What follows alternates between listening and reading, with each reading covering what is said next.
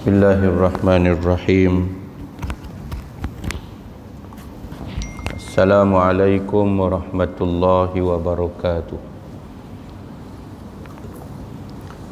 Alhamdulillahi rabbil alamin, alladzi bi ni'matihi tatimmus shalihat, walhamdulillahi ala kulli hal. Asyhadu an la ilaha illallah wahdahu la syarikalah, wa asyhadu anna Muhammadan abduhu wa rasuluh. Allahumma salli wa sallim wa barik ala sayyidina wa habibina wa syafi'ina Muhammad,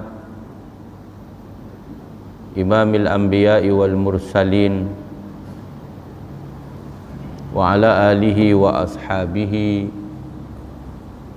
wa man sara ala nahjihi ila yaumiddin. Wa ma taufiqi illa billahi alaihi tawakkaltu wa huwa rabbul arsyil azim. Allahumma ja'alna minal ladzina yastami'una al-qaul fayattabi'una ahsanah. Allahumma ajirna minan nar, Allahumma amin. Yang dikasihi sahibu fadilah Tuan Iman, Tuan Imam Masjid Aisyah Sungai Mengulu, Langkawi, Tuan Haji Osman, yang dikasihi tuan-tuan pegawai-pegawai masjid, dikasihi ahli-ahli jawatan kuasa Korea, pimpinan masyarakat, seterusnya muslimin dan muslimat, anak-anak jemaah Masjid Korea Sungai Mengulu yang istiqamah mengimarah solat maghrib berjemaah kita pada malam Jumaat menghulu segala hari yang sangat mulia lagi diberkati, dan kekal istiqamah mengimarah masjid kita di dalam kuliah ilmu, kuliah bulanan kitab Mastikah Hadis di masjid kita pada malam ini. Mudah-mudahan kesemuanya kita dirahmati oleh Allah Subhanahu wa taala. Tuan-tuan muslimin dan muslimat sekalian, kita masih lagi dalam suasana PKP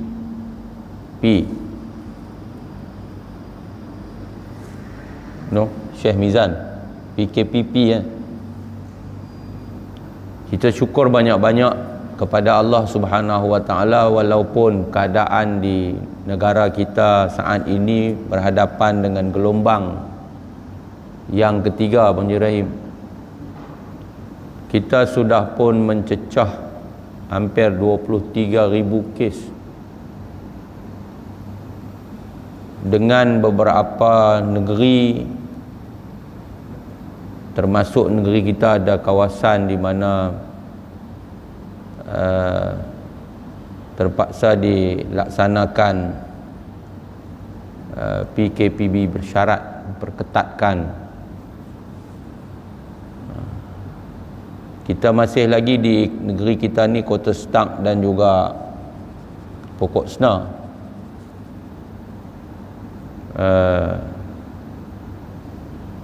Kalau dalam negara kita, tuan-tuan, Sabah adalah negeri yang paling teruk terjejas.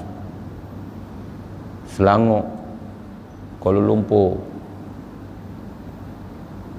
Alhamdulillah, sejak daripada kemarin kita menunjukkan tren penurunan di Kedah.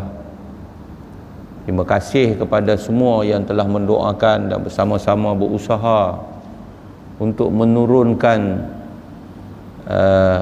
kesan wabak pandemik COVID-19, khususnya di negeri kita. Hari ini tinggal 3, kemarin 7.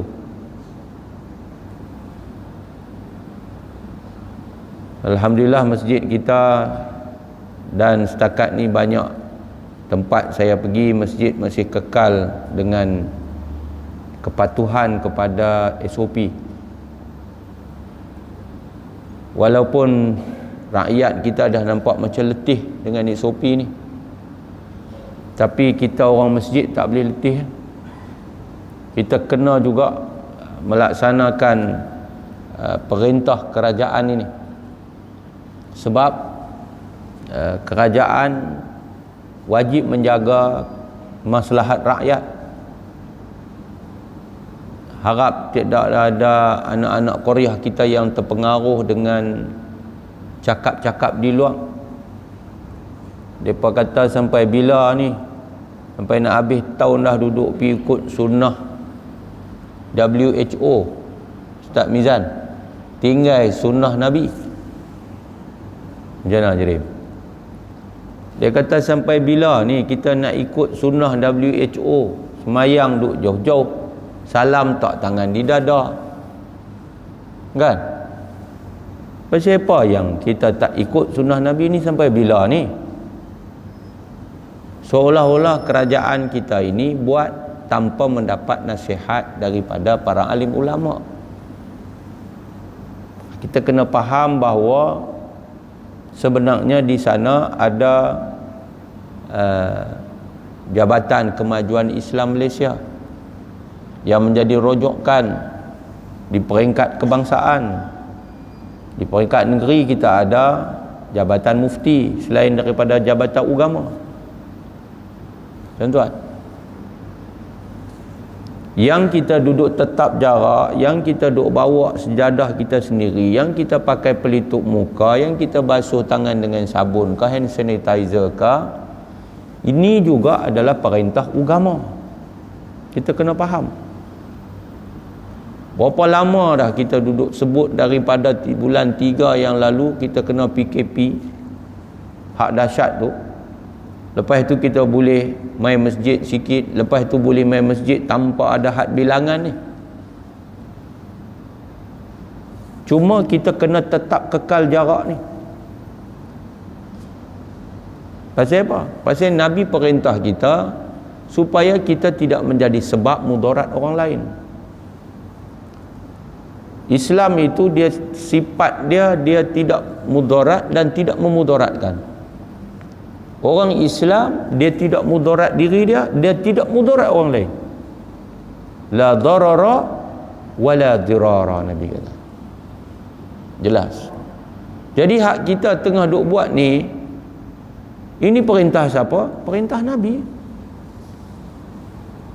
Kita tak mau membawa mudarat pada orang lain, jadi sebab mudarat tu jadi pada siapa-siapa pun, kita pun kita tak mau, jadi pada orang lain pun kita tak mau. Tuan-tuan, sebab tu saya nasihat tuan-tuan supaya kalau tak ada apa-apa yang sangat penting, lebih banyak kita di rumah, ngelak daripada tempat-tempat yang sesak. Tapi langkah mesti terus ke depan lah. Yang kata virus corona ni, mengikut WHO, Pertubuhan Kesihatan Sedunia, dia akan lama lagi dengan kita. Tetapi kita tak pegang kat dia, kita pegang dekat Allah. Kalau Allah kehendaki dia angkat, tidur lena celek jantan, tak ada lah. Tapi kalau Allah kehendaki ia ada, ia akan ada. Cuma ini ikhtiar kita sahaja. Cuma daripada segi hukum agama, apa yang kita buat ini adalah sebahagian daripada apa yang disuruh oleh Nabi kita Muhammad sallallahu alaihi wasallam. Bila kita semayang di dalam keadaan berjarak, kekal dapat pahala, tidak makruh. Apabila kita tidak bersentuhan fizikal kerana asbab, maka ia insya-Allah mendapat ganjaran bila kita memberi tunjuk hormat kepada orang di depan kita. Tak kira lah dia buat macam ni ke, dia buat, tapi tidak digalakkan bersentuhan fizikal. Kan? Assalamualaikum, satu hai dapat pahala, salam dapat pahala. Tapi bila salam yang menggugurkan dosa yang disuruh oleh Nabi dalam sunnah dia, itu tak dapat dibuat kerana sebab, dia panggil kerana hajah. Maka mudah-mudahan kita buat macam ni pun dapat pahala lah. Pasal sebelum ni duk buat macam ni dah. Ini tuan-tuan, muslimin muslimat dirahmati oleh Allah Subhanahu wa taala sekalian. Jadi sebagai mukadimah bagi kuliah kita malam ni, saya tetap mengingatkan kepada anak-anak jemaah supaya mengingatkan kepada anak-anak buah kita di rumah, di mana-mana saja, supaya kekalkan SOP untuk kita jaga kita. Tuan-tuan, baru ni saya kebetulan bawa satu rombongan pergi di pejabat. Jadi saya bawa menghadap kunjung hormat Yang Amat besar. Dalam tu ada doktor. Jadi waktu yang saya berpeluang bersembang dengan doktor ni, dia ni datuk tuan, bekas exco dulu. Saya tanya dia, Datuk, agak-agak virus corona ni di dalam masjid tu, di kapet dia tu, dia boleh duduk lama mana? Kita kan nampak kan?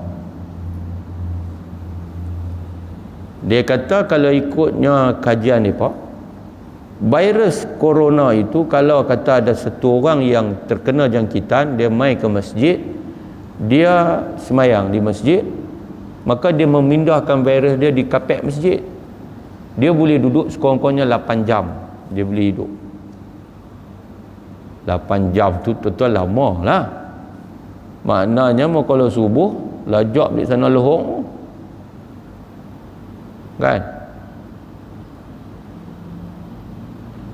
Jadi itu sebab kita minta supaya anak jemaah kita bawa sejadah, memakai pelitup muka.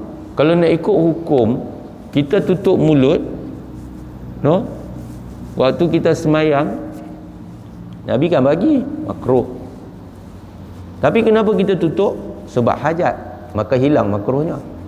Hajat tu apa maksud? Keperluan untuk mengelak daripada berpindahnya hak dalam diri kita keluar, hak dari luar masuk ke dalam.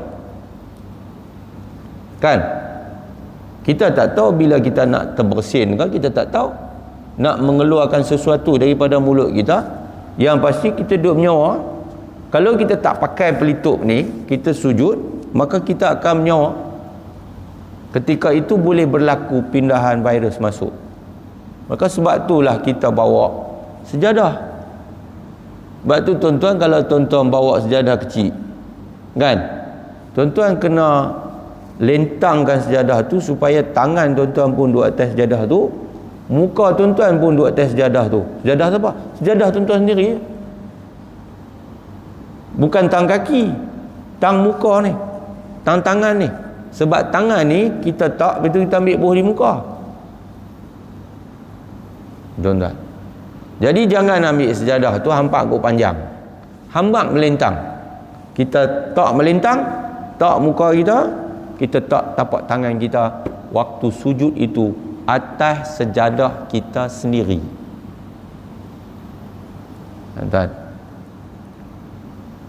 Jadi itu di antara bendanya. Dan tadi saya juga sebut sebelum semayang tadi, supaya tuan-tuan ambil ingat berkenaan dengan tumit belakang atas line sejadah masjid ni. Line sejadah masjid kita panggil sajad masjid ni, dia ada line. Kita boleh duduk jarak, itu tak ada masalah dari segi hukum, tidak ada makruhnya. Tetapi kalau tuan-tuan tak jaga berdiri tu, berdiri dengan tapak atau tumit belakang di atas line sejadah masjid, itu tidak ada kompromi lah, bahasa baru dia panggil. Tidak ada keperluan untuk membenarkan orang yang semayang jemaah khilaf daripada segi berdiri tumit belakangnya tidak sama. Sebab berdiri sama ketika sembahyang berjamaah, tumit belakang itu adalah syiar daripada syiar solat jemaah. Maka siapa yang tak sama, makruh. Ni tuan-tuan. Sebab tu bila saya sebut atau imam sebut sawu sufufakum, bukan lagi dalam keadaan pandemik atau COVID-19 ni kita merapatkan saf. Sedangkan Imam Nawawi kata termasuk Yusuf saddul furuj. Kita menutup lubang. Bila menutup lubang tu kita rapatlah. Tapi yang dimaksudkan juga di sini apabila dalam keadaan pandemik COVID ni adalah meletakkan tumit belakang kita di atas lain. Dalam syarah Imam Nawawi sebut, dia kata la yataqaddamu sadru ahadin ala ahad. Dada seorang itu dia tidak ke depan daripada dada seorang yang lain. Dia tak kata perut Rahim. Kalau perut dia panggil batnun kan. La yataqaddamu batnun jam. Kan kena kau tu mengandung 4 bulan dengan mengandung 9 bulan. Haru. Kan? Jadi dada sama. Kita lah no. Sama. Maksudnya nak ukur mudahnya tumit belakang. Bagi sama. Jadi jangan pijak atas sejadah sendiri. Sebab ada orang saya tengok dia bawa sejadah pergi masjid, dia kemudian hampak, dia nak pijak kaki dia atas sejadah dia juga. Walaupun sejadah dia pendek. Jangan bayar. Jenggreng. Pulun nak bagi pijak atas sejadah pendek dia, maka akhirnya dia berdiri tak sama. Dia berdiri tak sama dengan orang lain. Sebab sejadah dia ada kadang sejadah jenis dia bukan sejadah kecil tu, dia sejadah besar, tetapi dia macam petot gitu. Macam ketot gitu. Mungkin dia basuh 2-3 kali dia sentot masuk dalam.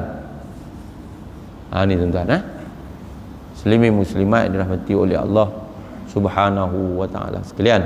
Jadi mudah-mudahan kita semua dapat terus istiqamah dan terus berdoa, minta Allah angkat COVID-19 ini yang sudah dekat setahun dengan kita. Dan memang kita akan duduk dalam PKPP ni sampai habis tahun. Betul tak? Sampai 31 Disember kita duduk macam ni ya. Kalau ikut hak kerajaan putih tu, kita duduk dalam SOP ni sampai 31 Disember. Tetapi Allah Subhanahu wa ta'ala yang maha gagah, maha perkasa, tak ada siapa boleh paksa dia. Kalau dia kehendaki terangkat COVID ni, tetap terangkat. Tak payah tunggu bulan Disember. Tetapi adat kata nampak macam harus ke bulan Disember, bahkan harus lajak ke tahun 2021 tuan-tuan. No? Kita sambung kitab kita sampai di muka surat berapa? 18. Kitab Jawi muka surat 18. Bulan lepas kita tak boleh mai sebab bulan lepas Kota Stark duduk kena lockdown, tak boleh mai. Jadi kita sambung bulan ni di hadis yang kedua. Bismillahirrahmanirrahim. Qala al-musannifu rahimahullah wa nafa'ana bi ulumihi fid dharain insyaallah. An Abdullah bin Amr radhiyallahu anhuma qala kuntu aktubu kulla syai'in asma'uhu minan nabiy sallallahu alaihi wasallam uridu hifzahu fanahatni quraisyun wa qalu taktubu kulla syai'in tasma'uhu wa Rasulullah sallallahu alaihi wasallam basharun yatakallamu fil ghadabi war ridha fa amsaktu 'anil kitabati fa dzakartu dzalika li Rasulillah sallallahu alaihi wasallam fa awma'a bi isbi'ihi ila fihi faqala uktub fawalladhi nafsi biyadihi ma yakhruju minhu illa haqqun. Hadis rawahu Abu Daud. Tuan-tuan, hadis ini panjang yang diriwayatkan oleh Sayyidina Abdullah bin Amrin, ataupun tuan-tuan duduk kenal dengan nama Abdullah bin Amru bin Al-As radhiyallahu anhuma. Tuan-tuan, sebelum kita pergi, kita tengok sikit siapa dia Sayyidina Abdullah bin Amru ni, tuan-tuan. Sayyidina Abdullah bin Amru adalah seorang sahabat yang sangat kuat ibadatnya, yang sangat hebat perjuangannya. Macam bapak dia juga. Bapak dia seorang pejuang, seorang mujahid yang bertempur di medan. Begitulah juga dengan anaknya. Cuma beza bapak dengan anak ini lebih dulu masuk Islam daripada bapak. Ayah dia ni hebat di kalangan bangsa Quraisy. Dia ni memang ketua lah. Nah, masa dia pergi jumpa Nabi tu, ayah dia ni memang seorang yang sebelum daripada masuk Islam, dia di antara ketua musyrikin lah. Level dia ni level Khalid ibn Walid kan. Itulah nama dia Amru ibn Al-As. Amru ibn Al-As ni, tuan-tuan, masuk Islam selepas daripada anak tu masuk Islam dulu. Sayyidina Abdullah masuk Islam dulu, baru Sayyidina Amru masuk Islam. Tapi Amru bin Al-As dia punya kepimpinan di dalam ketenteraan lebih menyerlah daripada anaknya. Nah, sedang anaknya lebih menyerlah di dalam keilmuan dan peribadatan. Sayyidina Abdullah ni ibadat dia di antara sahabat yang sangat kuat ibadat. Nah, bapaknya Amru punya hebat kepimpinan dalam ketenteraan sampai buka beberapa negeri, berjuang berperang ni. Lepas dia pi jumpa dengan Nabi, dia suruh tangan dekat Nabi, berbai'ah dengan Nabi. Kemudian dia terus keluar berperang, berjihad, sampailah Nabi wafat. Lepas itu dia berperang dengan orang-orang yang tak mau bayar zakat, perang pada zaman Sayyidina Abu Bakar sampai ke zaman Sayyidina Umar Al-Khattab. Dia sudah marah sampai ke Palestin sana. Sampai dari Palestin tu dia bergerak masuk ke Sinai, sampai dah dia masuk ke Mesir. Dialah yang membuka Mesir. Itu ayah kepada Sayyidina Abdullah, iaitu Sayyidina Amru. Abdullah ni anak dia, tuan-tuan. Amru ini, dia ni anak orang kaya. Kerana Abdullah ni dia anak orang kaya. Sebab Amru ni dia ni orang kaya asal. Dia kaya zaman Quraisy lagi. Zaman musyrikin dia sudah kaya. Jadi walaupun dia daripada keluarga bangsawan yang kaya, yang hebat, tetapi dia tidak rosak dengan sebab kekayaan itu. Bahkan bila dia menjadi seorang Islam, dia sangat ambil berat untuk beramal dengan semua yang dia dengar daripada Nabi sallallahu alaihi wasallam. Bahkan dalam kisah Sayyidina Abdullah bin Amru ini, dia seorang ahli Quran yang bila turun ayat Quran kepada Nabi, satu ayat Quran, dia akan pastikan ayat Quran itu terus disimpan di dalam hafalannya. Jadi turun, terus faham, terus simpan, terus hafal, terus hadam. Itu dia. Itulah Sayyidina Abdullah. Dan dia seorang yang akan terus beramal. Dan kalau tengok di dalam kisah Sayyidina Abdullah bin Amru ini, pernah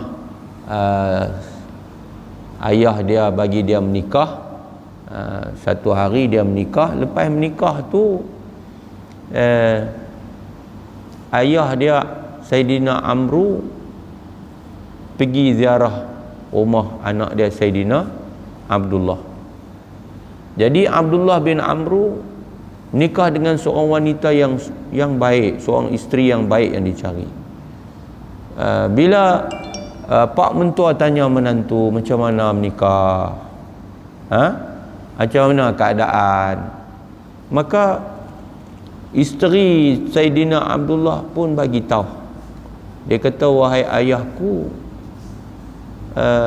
sedikit pun tidak kunafikan, sedikit pun tidak dipertikaikan akan baiknya, hebatnya akhlaknya Saidina Abdullah ini. Dia nak abang suami dia baik sungguh, akhlak ni cukup bagus, cuma aku dapati dia tidak perlu kot kepada isteri. Akhlak dia cukup baik tu maksud dia apa? Maksud dia ni memang bagus sungguh. Dia kira semayang, semayang, puasa, qiyamul lail, tu Saidina Abdullah. Isteri ni dia tak perlu. Apa maksud dia? Maksud dia walaupun menikah 2-3 hari, sentuh bini pun tak, panggil rahim, jam gerang bini tu. Jadi bila begitu, ayah dia Amru pun kata dekat anak ni, kan, Abdullah, kamu tak boleh buat begitu, bini kamu tu pun ada hak dia, kan. Tapi Saidina Abdullah ini dia kata, betul, tapi hak Tuhan aku lebih tinggi, lebih besar pada hak biniku itu. Dia ada jawapan. Pasal apa? Dia lama-lama dah tonton dalam sejarah Saidina Abdullah bin Amru ini, sejak daripada muda dia masuk Islam awal pada pak dia, tiap-tiap hari dia akan khatam Quran sekali sehari. Satu kali satu hari khatam Quran. Tuan-tuan bayang, lepas baca, lepas mayang, lepas mayang baca, lepas makan tidur tuan-tuan sikit dia. Pasal apa? Sepanjang malam dia qiyamul lail. Satu hari khatam Quran sekali. Bukan satu hari baca Quran selai. Malum no? Satu hari sekali khatam Quran. Abdullah bin Amru. Ini perawi ni. Jadi bila pak dia bagi dia menikah, tentulah jam. Kan? Kalau kita menikah awal-awal ni mercik lah jirahim. Kan? Tapi dia menikah tu hari pertama, kedua, pak dia pergi tengok, nampak menantu ni satu macam. Pak dia pun tanya. Dia abang kata bagus. Dia sembang-sembang tu, sembang. Okey lah, makan sikit tu, baca Quran. Lepas tu mayang. Oi, siang puasa. Lepas tu buka puasa. Lepas tu semayang. Oi, jam. Ni tuan-tuan. Apa pengajaran di situ? Yang pertama tuan-tuan, jadi pak mentua ni kena tengok juga anak menantu kita. Mula-mula baru-baru menikah, tidak jadi satu benda yang yang salah, aib kalau kita bertanya khabar mereka. Bahkan siapa lagi nak tanya khabar anak menantu kita kalau bukan kita? Kita lah yang kena nasihat, kita lah yang kena doakan, kita lah yang kena bagi bimbingan kepada anak menantu kita hak baru-baru menikah. Depa buka reti, kadang-kadang cerodong lagi. Begitu tuan-tuan. Tidaklah kita campur tangan sehingga merosakkan mereka. Tapi kalau mereka itu perlu bimbingan, kita ada sedia memberikan sokongan. Inilah yang dibuat oleh Saidina Amru ibnu Al-As apabila dia bertanya kepada menantunya tentang anaknya Abdullah, Saidina Abdullah. Bila dah tak boleh, dua-dua orang pergi jumpa Nabi. Pergi jumpa Nabi. Nabi SAW dia kata kepada Saidina Abdullah, kata Saidina Abdullah, Nabi pernah berkata kepadaku, qala li Rasulullah, ya Abdullah, wahai Abdullah, Dia kata, aku diberitahu, dikhabarkan, dia kata, annaka tasumun nahar wa taqumul lail. Hang ni aku, orang abang kata, duk semayang tasumun nahar wa taqumul lail. Siang hang puasa manjang, malam pula hang qiyamul lail sedia. Faqultu bala ya Rasulullah. Maka Abdullah cerita, aku pun mengaku kepada Nabi macam tu lah, bahkan benarlah begitu wahai Rasulullah. Qala, kemudian Nabi kata dekat Saidina Abdullah, fala taf'al, jangan buat lagu tu Abdullah, jangan buat lagu tu. Sum wa aftir, qum wa nam. Sum makna puasalah tapi buka. Maksud dia jangan puasa hari-hari, bukan puasa lepas tu buka. Maksudnya Saidina Abdullah ni sampai puasa tak buka puasa, bukan. Dia puasa bila tenggelam matahari dia buka, tapi dia tak berhenti dah. Hari Ahad puasa, hari Isnin puasa, Selasa puasa, Rabu puasa, dia puasa terus. Ni tuan-tuan, sum wa aftir, puasa tapi buka lah, mana selang-selang lah maksud dia. Qum wa nam, bangkitlah semayang malam tapi tidurlah juga. Ni sampai touch and go bundak ni, kan. Ni tuan-tuan, Nabi kata, fa inna li jasadika alaika haqqa wa inna li ainika alaika haqqa wa inna li zawjika alaika haqqa wa inna li zawrika alaika haqqa. Nabi kata kepada Saidina Abdullah bin Amru, dia kata, wahai Abdullah, sum wa aftir, puasa tapi bukalah, makna selanglah. Waqum wa nam, semayanglah malam tapi tidurlah, maka sesungguhnya bagi jasad kamu, atas kamu ada haknya. Batang tubuh kita, atas kita ada haknya. Apa maksud? Tanggungjawab atas jasad kita yang mesti kita kena buat. Apa dia? Kita kena jaga kesihatan kita. Kita haram mudarat diri kita. Nampak tak? Dia kata, wa inna li ainika alaika haqqa. Ni mata kamu tu, kamu ada tanggungjawab ke atasnya. Hak mata kamu tu ada. Pasal apa? Pasal dia tak bagi hak mata, dia tak tidur. Puasa sampai tak buka. Jenuh lagu tu tuan-tuan. Tapi nak abang kata dia sangat mujtahid, dia sangat kuat beribadatnya sampai macam tu. Dia kata dia boleh buat. Nabi kata, wa inna li zawjika alaika haqqa Abdullah, bini kamu tu dia ada hak ke atas kamu. Mana kamu ada tanggungjawab atas bini kamu. Suami mesti bertanggungjawab pada isteri. Bila kita menikah, maka kita dandan ada tanggungjawab kepada bini kita. Bini kita ada tanggungjawab kepada kita. Isteri kena taat suami, kan? Suami berlaku adil pada isteri, memberikan nafkah kepada isteri, nafkah zahirnya, nafkah batinnya, kena bagi.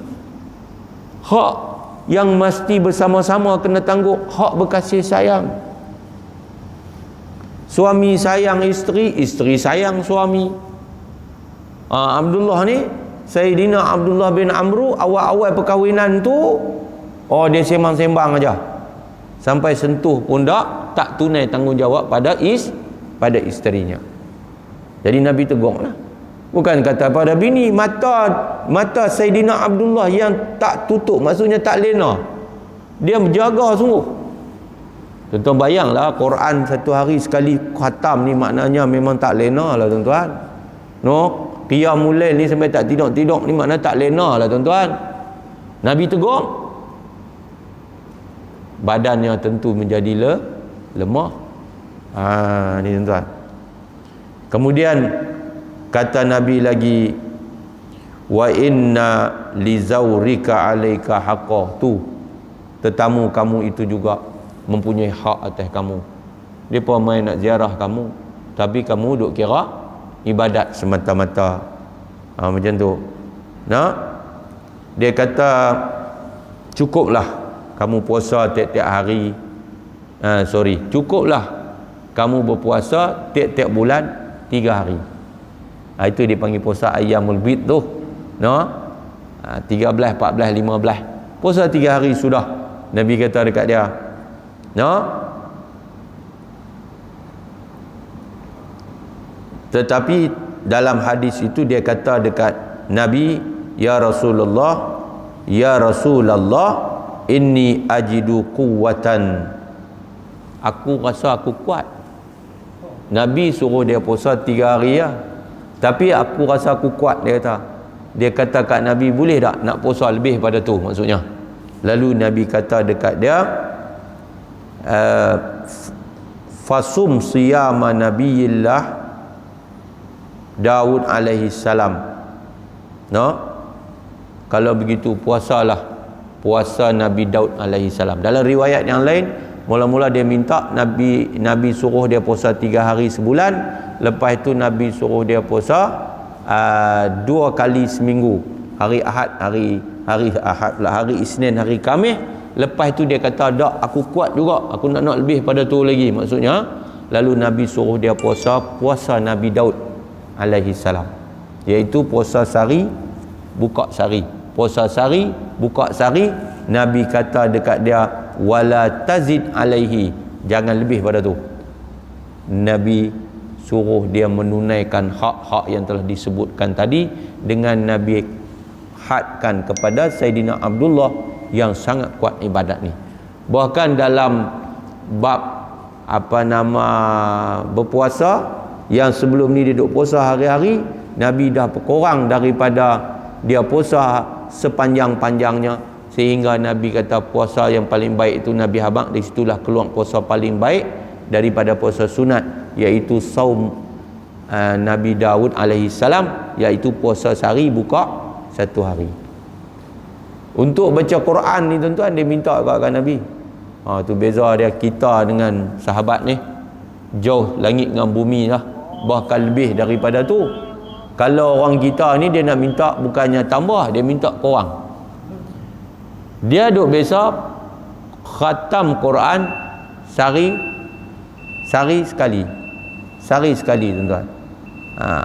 Tetapi Nabi suruh dia khatam Quran tuan-tuan, mula dia kata 20 hari, 10 hari. Sebab dia kata janganlah lama sangat, sebulan sekali, janganlah lama sangat. Aku boleh buat lebih pada tu. 20 hari sekali, janganlah lama sangat, boleh lagi ni. 10 hari sekali. Tuan-tuan, last sekali bila dia minta juga kat Nabi, Nabi kata jangan minta dah, 3 hari sekali. Ada riwayat yang lain kata 5 hari sekali. Itulah sahabat yang bernama Sayyidina Abdullah bin Amru bin Al-As radhiyallahu anhuma. Tetapi dalam kisah kisah Sayyidina Abdullah ni, saya baca di hujungnya dia meninggal umur 70 lebih, tetapi dia menerima kesan yang sebab dia begitu kuat sebelah awalnya menyebabkan badannya lemah, dan dia meninggal ketika mana dia sedang solat. Tetapi di antara kata-kata dia, alangkah baiknya kalau aku mengikut kata Rasulullah sallallahu alaihi wasallam. Dia yang mendesak Nabi, sehingga akhirnya Nabi bagi dekat dia. Padahal pada peringkat awalnya Nabi kata cukuplah sebulan sekali kamu khatam. Dia kata tak, boleh lagi 20. Daripada 30 jadi 20, jadi 10, akhirnya jadi 3 hari. Cukuplah kamu berpuasa 3 hari sebulan. Tak, dia nak lebih pada tu. 2 kali seminggu, sehari sekali, sehari buka, sehari tutup, sehari buka, sehari tutup. Dia tetap dalam keadaan qiyamul lailnya yang kuat dan juga ibadatnya yang hebat, sehinggalah dia meninggal dikurniakan Allah mati di dalam solat. Itu Sayyidina Abdullah yang menjadi perawi kepada hadis ini. Berbanding dengan ayahnya Sayyidina Amr bin Al-As, dia telah meninggal pada usianya yang lebih lanjut daripada anaknya. Ketika itu dia sudah berusia 90 tahun. Dia meninggal dunia pada saat dia nak mati. Dia kata kepada anaknya Sayyidina Abdullah, dalam umurnya yang panjang itu, dia kata, Abdullah, alhamdulillah lah, syukur pada Allah dia tak mati pada ketika mana dia muda. Aku sangat membenci Nabi Muhammad. Ketika itu aku ingin membunuhnya dengan tanganku. Kalaulah aku mati pada ketika itu, tentu sudah aku menjadi ahli neraka. Ni yang kata dia ingat balik kenangan dia waktu dia muda, waktu dia dengan Khalid Al-Walid yang juga masuk Islam, hebat jadi panglima, jadi pahlawan macam dia juga. Mereka ini sangat hebat memusuhi Islam pada peringkat awal. Dan akhirnya dia mati dengan kemuliaan, dan kedua-dua mereka tidak meninggal di medan tempur, tetapi mereka mati dalam kemuliaan kerana mereka tetap dalam keadaan berjihad pada jalan Allah Subhanahu wa ta'ala. Tuan-tuan muslimin muslimat dirahmati oleh Allah Subhanahu wa ta'ala sekalian. Jadi Sayyidina Abdullah bin Amru ibn al-As, dia hanya meriwayat sejumlah kecil hadis berbanding dengan anaknya Abdullah bin Amru. Dia banyak ratus hadis juga. Dan dia bukan sahaja meriwayat hadis daripada Nabi dalam ingatan seperti mana Sayyidina Abu Hurairah yang paling banyak meriwayatkan hadis. Sayyidina Abdullah bin Amru adalah seorang sahabat yang begitu teliti menulis hadis. Dia dengar, dia tulis. Sebab itu dalam riwayat ni dia kata, biasanya aku menulis segala yang aku dengar daripada Nabi. Makna dia dengar, dia tulis. Dia dengar, dia tulis. Dengan tujuan aku hendak menghafalnya. Aku tulis itu bukan saja-saja, aku tulis itu supaya aku dapat hafal dia dengan tepat. Tuan-tuan, kalau tuan-tuan kita dengar, kita tulis, dia lagi cepat lekat. Kalau kita nak hafal Quran, kita tulis sambil-sambil. Kita tulis lagi cepat lekat daripada kita tidak menulisnya. Sebab tu orang yang hafal Quran pun kalau ikut sistem dia kena menulis satu Quran tu. Dah hafal Quran, depa ada satu koleksi tulisan Quran depa sendiri di mahkamah tahfiz yang mengikut sistemnya. Mereka akan menulis hafalan mereka itu. Depa hafal dan depa tulis hafalan mereka supaya dia lekat di kepala. Lalu bila ada orang sahabat-sahabat lain tengok, fanahatni Quraisyun, lalu dilaranglah oleh orang-orang Quraisy. Orang-orang Quraisy maknanya orang tua, orang-orang yang lebih lama daripada dia. Dia kan muda. Sahabat-sahabat Nabi yang lain, dia berkata apa? Dia kata, taktubu kulla syai'in tasma'uhu. Hai Abdullah, hang ni tulis semua hang dengar no. Lagu tu. Wa Rasulullah sallallahu alaihi wasallam basyarun yatakallamu fil ghadabi war ridha. Hei Abdullah, patutkah kamu piduk tulis semua yang kamu dengar? Patutkah kamu tulis segala yang engkau dengar? Sedangkan Rasulullah sallallahu alaihi wasallam seorang manusia yang bercakap dalam masa marah dan dalam masa suka. Nampak? Jadi bila dia dengar lagu tu, kata Sayyidina Abdullah, setelah itu aku pun berhenti dari menulis. Dah dengar lagu tu, aku berhentilah. Aku tak tulis lah dah depa kata lagu tu. Kemudian dia jumpa dengan Nabi. Kemudian aku menyebutkan akan hal itu kepada Rasulullah sallallahu alaihi wasallam. Dia jumpa Nabi, dia ceritakan Nabi. Cerita apa? Cerita bahawa sebelum ni dia dengar Nabi, dia tulis apa yang dia dengar. Bila Nabi sebut, Nabi kata, dia tulis, dia salin. Tapi bila dia ditegur oleh sekumpulan sahabat Quraisy bahawa patutkah kamu wahai Abdullah piduk tulis ke semua hak kamu dengar daripada Nabi, sedangkan hak keluar pada mulut Nabi itu Rasulullah sallallahu alaihi wasallam itu manusia macam kita juga, bercakap, yatakallamu fil ghadabi war ridha, ada waktu dia marah, ada waktu dia ridha. Ada waktu dia marah, ada waktu dia benci, ada marah, ada waktu dia suka. Maka Sayyidina Abdullah pun cerita dekat Rasulullah sallallahu alaihi wasallam, fa'au ma'a bi isbi'ihi ila fihi, maka ketika itu lalu baginda menunjukkan kepada mulutnya dengan jarinya sambil bersabda. Nabi angkat jari Nabi ni, jari telunjuk, tunjuk dekat mulut Nabi. Fa'au ma'a bi isbi'ihi. Isbi' ni mana? Jari telunjuk. Nabi sallallahu alaihi wasallam tunjuk jari dia kepada mulut dia. Lalu Nabi pun bersabda, uktub, tulislah oleh kamu. Terus menulis maksudnya. Fawalladhi nafsi biyadihi ma yakhruju minhu illa haqqun. Kerana demi Tuhan yang diriku ini berada di dalam genggamannya, dalam kekuasaannya. Makna Nabi bersumpah. Wahai Abdullah, uktub, tulis oleh kamu. Fawalladhi nafsi biyadihi, dan demi aku ini berada dalam genggaman kekuasaan Allah, diriku berada dalam genggaman kekuasaan Allah, demi diriku, nyawaku berada dalam genggaman kekuasaan Allah, ma yakhruju minhu illa haqqun, tak keluar daripada mulutku. Minhu tu makna min mulut, min fihi. Ma yakhruju minhu makna tak keluar daripada mulutku, kata Nabi. Waktu Nabi duk tunjuk di mulut tu, Nabi kata tak keluar daripada mulut ini, yakni keluar apa? Kalimah, perkataan tak keluar illa haqqun, melainkan ianya adalah benar. Nampak tak? Jadi ia menjadi satu hujah yang jelas bahawa yang keluar daripada mulut Rasulullah sallallahu alaihi wasallam hanya yang benar semata-mata.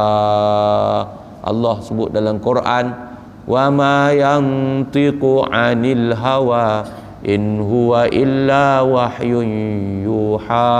Tidaklah Nabi Muhammad menuturkan kata-kata, Nabi bercakap mengikut hawa nafsunya. Nabi tak cakap ikut hawa nafsu.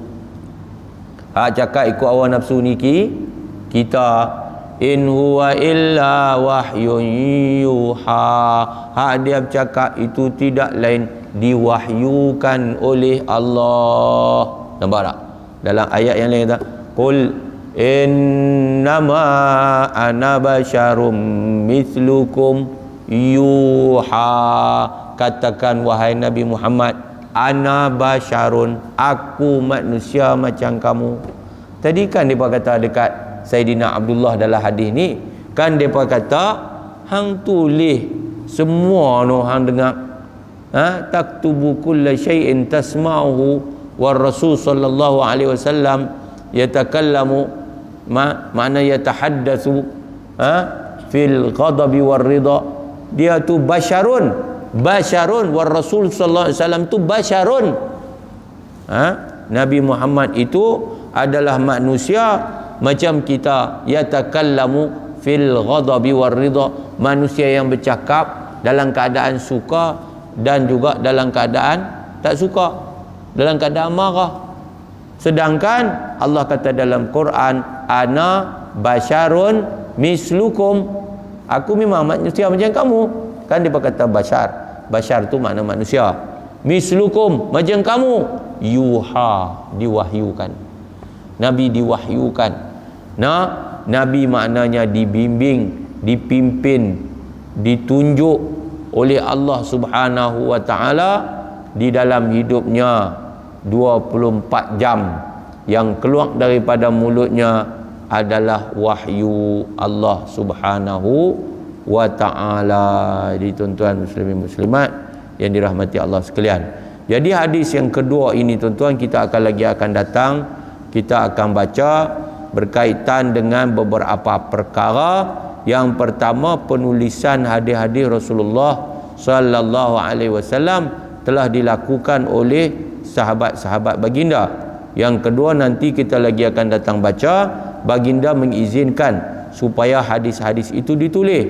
Yang ketiga, segala yang disampaikan oleh baginda adalah benar. Yang keempat, anggapan berlakunya kesilapan pada penyampaian baginda adalah anggapan yang tidak berasas. Ini bermaksud kepada tuan-tuan, pertikaian tentang hadis ini sudah pun berlaku zaman, maknanya dah lama berlaku. Hari ini kita dapati walaupun ulama-ulama sudah menjawab berdasarkan kepada hujah-hujah nas yang jelas, memang ada, nanti lagi akan datang kita akan baca berkaitan dengan larangan menulis, ada hadis larangan menulis.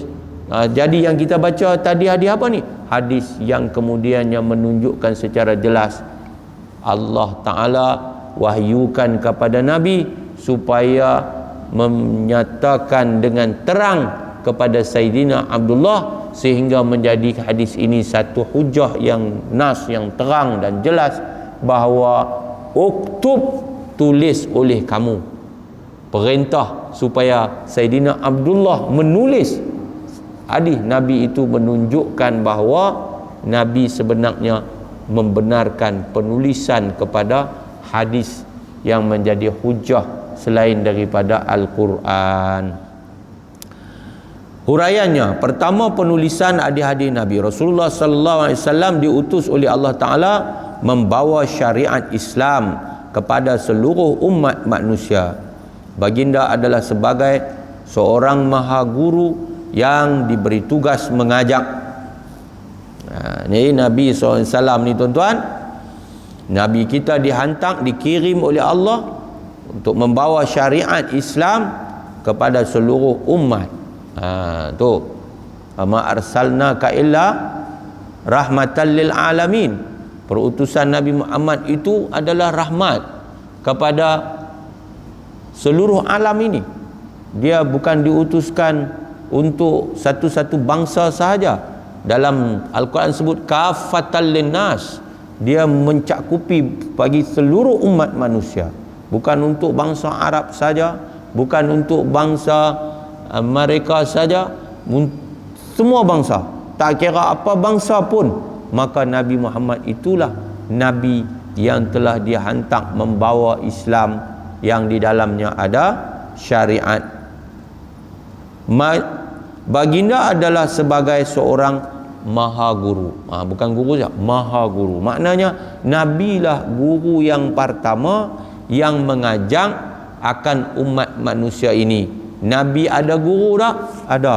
Nabi ada guru. Siapa dia? Jibril alaihi salam, yang telah mengajak akan Nabi Al-Quran, menyampaikan Al-Quran kepada Nabi. Yang mengajak Al-Quran kepada Nabi adalah Sayyidina Jibril alaihi salam yang telah menerima daripada Allah.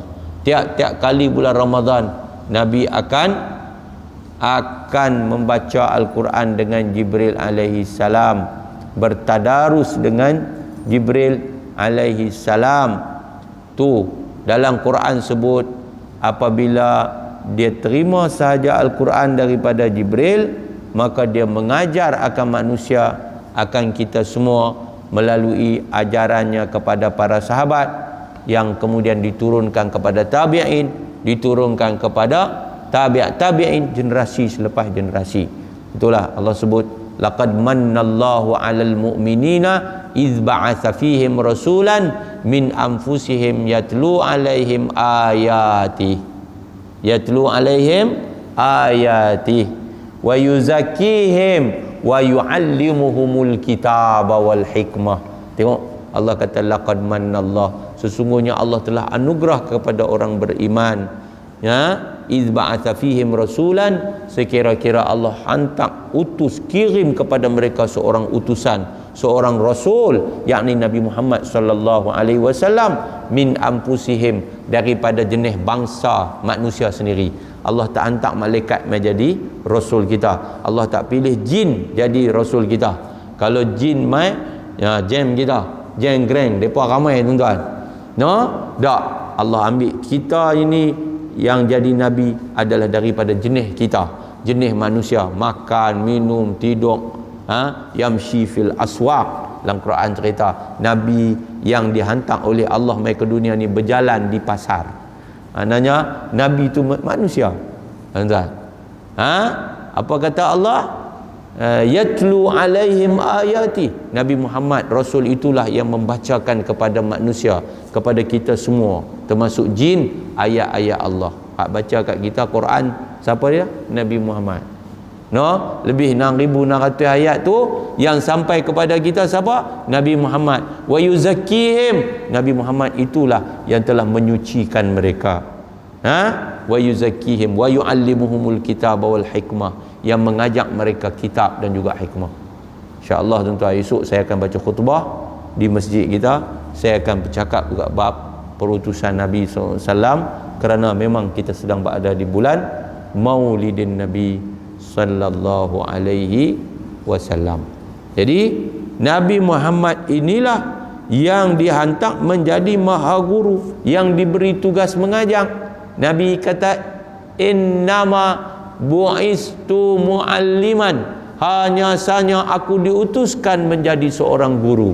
Sebab tu cikgu-cikgu, guru-guru kerjayanya sangat mulia. Jadi guru ni mengajaklah apa pun, dan namanya kebaikan, namanya kebajikan, apa yang baik, semuanya adalah merupakan satu tugas daripada tugas yang mulia yang ditinggalkan oleh Nabi SAW.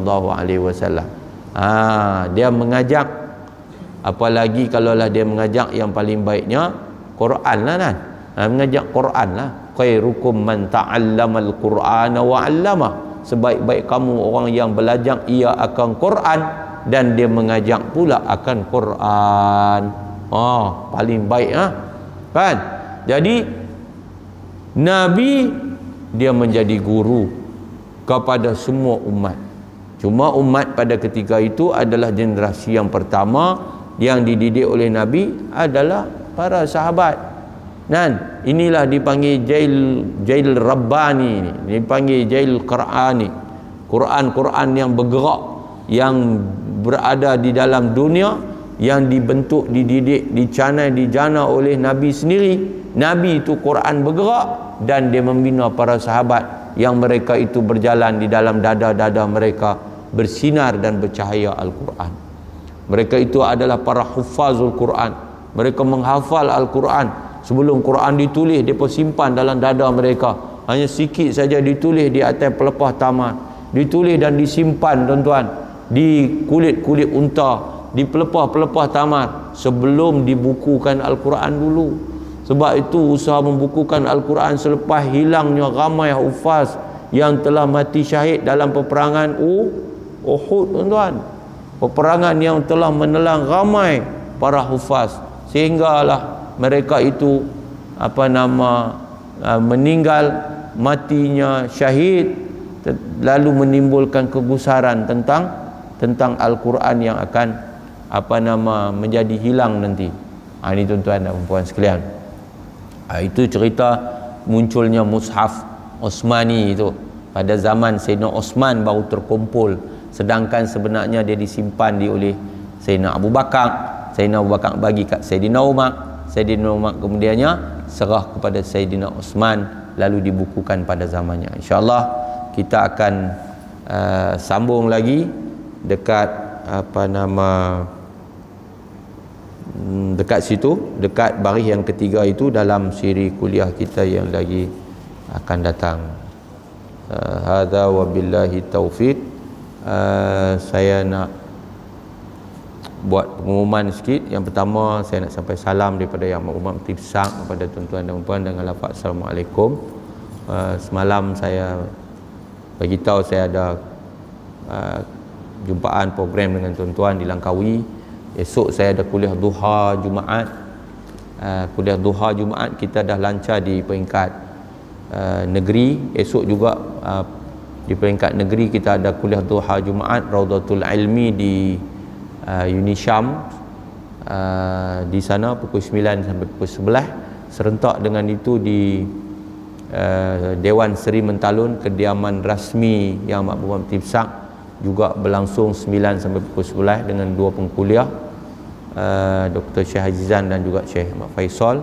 Dan besok saya ada kuliah duha Jumaat di Dataran Isyaiji di sini sebagai kesinambungan di banyak tempat di seluruh negeri, kerana kita di peringkat kajian negeri mengisytiharkan bahawa hari Jumaat ini adalah hari ilmu di negeri Kedah Darul Aman. Jadi Yang Amat Berhormat Mufti Besar sangat ambil berat tentang perkara ini, dan terima kasih di atas doa tuan-tuan dan puan-puan sekalian.